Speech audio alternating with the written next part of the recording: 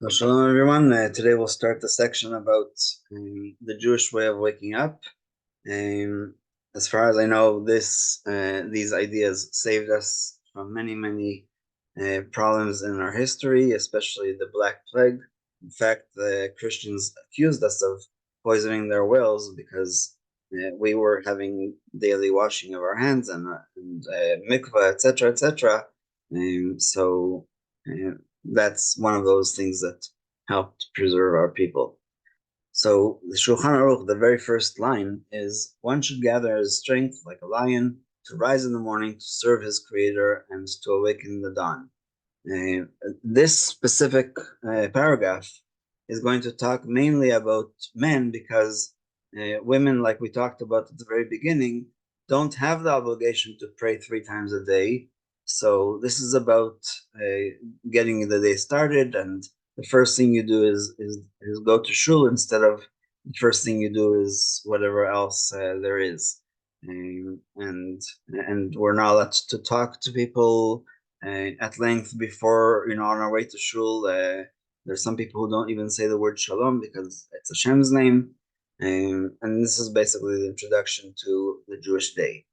The manner in which a person gets up in the morning indicates to a large extent his general emotional state and influences his functioning throughout the entire day. A person with a purpose in life arises filled with enthusiasm and alacrity to face a new day. He usually wakes up early in the morning in order to accomplish more throughout the day. However, a person who has lost his values and sense of purpose lacks meaning in his life and the reason to get up in the morning. Instead, he feels fatigued and stressed in the morning. Only when left with no choice does he finally wake up, late and sluggish, to another dull and despondent day. Nevertheless, if he were to bolster his faith and arise eagerly, vitality and joy would ignite his spirit and he would be able to start his day invigorated. I'll just say that these are two complete opposite extremes. Of course, there's a million shades of gray in the middle.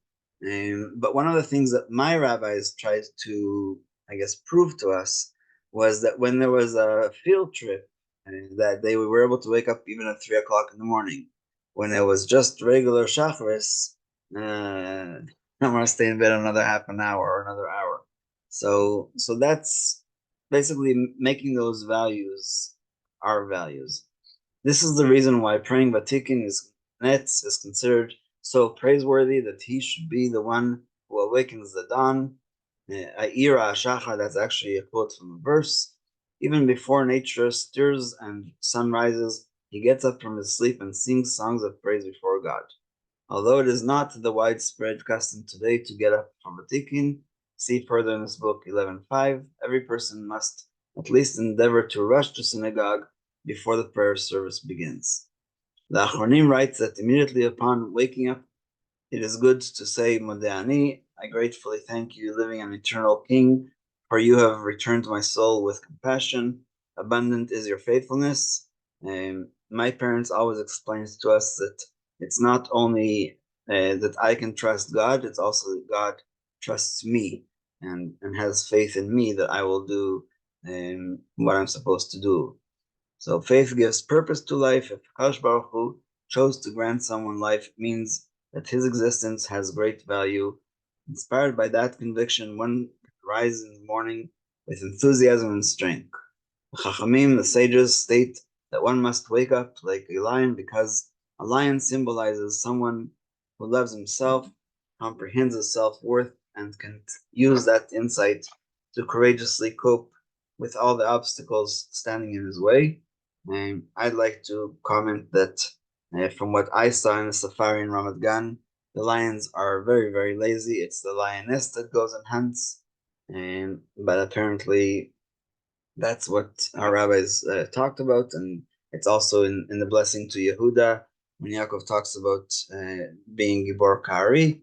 And last but not least, the Talmud says that we never saw a lion going to the field and picking fruit. We never saw other animals, a dove sabal, a bear carrying heavy weights. for a job because they know that Hashem provides their meals automatically, and they just need to make that minimum effort. And so maybe that explains the discrepancy between what I said about the lion and what the Shulchan Aruch says about the lion.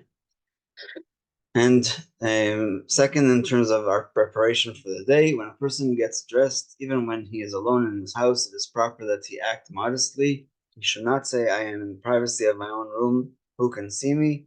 For Hashem's greatness fills the whole world. Therefore, it is proper that one who sleeps without clothing be careful not to arise from his bed nude and then get dressed. Instead, he must partially dress under his blanket while still in bed so that his erva, nakedness, like we talked about earlier, will remain covered when he rises. Similarly, when one needs to change his underwear, it is proper to do so under a blanket or while he is wearing a long robe that covers his erva. He may change his underwear in the bathroom or shower room, for those places are intended for that purpose. Undressing there is not an affront to modesty. And of course, Hashem is also in the bathroom, but the bathroom really is a place that is like that. And in the old days, when they didn't have a bathroom, the Talmud talks about ish mechaset tefach and isha mechasat tefachayim, that a man should cover at least a handbreadth, and a woman should cover 2 handbreadths. And I'm not going to get into it just in terms of basic modesty in case somebody does pass by. It is an extra pious act to be cautious that every part of the body that one respectfully covers when in the company of family and close friends is covered when one is alone as well. Therefore, it is an expression of piety not to be without an undershirt even when alone in a room. If a person wants to change his undershirt, he demonstrates his piety by doing so only in the bathroom. When someone suffers greatly from the heat, even in accordance with the extra pious custom, he is permitted to remove his undershirt. However, he may certainly not expose his erva. Talmidei Chachamim Torah scholars are generally more stringent.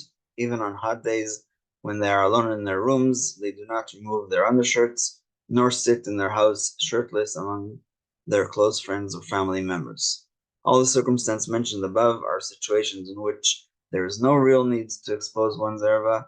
However, when there is a necessity such as for bathing or medical purposes, one is permitted to uncover his erva. So, again, this is talking about the preparation for the day, because we talked in the previous paragraph about the self-worth and about how important it is. I think that gives a better understanding of what Judaism is all about. In order to slightly clarify the matter of modesty, it is necessary to initially state that in the beginning, when Adam was created, he was pure and clean, both spiritually and physically, and he did not feel a need to wear clothes. However, after the sin, he began to feel ashamed of his nudity. From then on, we all cover our bodies with clothes, especially those parts connected to the sexual drive and the disposal of waste. The bare body emphasizes in an extreme manner the physical and animalistic side of humans. However, the form of the human body, with all the details and intricacies of its organs, also contains profound and phenomenal allusions to the soul, which the wisdom of the Kabbalah discusses in great length. It is the destiny of the body to reveal and actualize all those spiritual ideas. However, following Adam's sin, man's view of the world became more external. At first glance, we see only the corporeal component of the human body, which causes us to forget its spiritual core.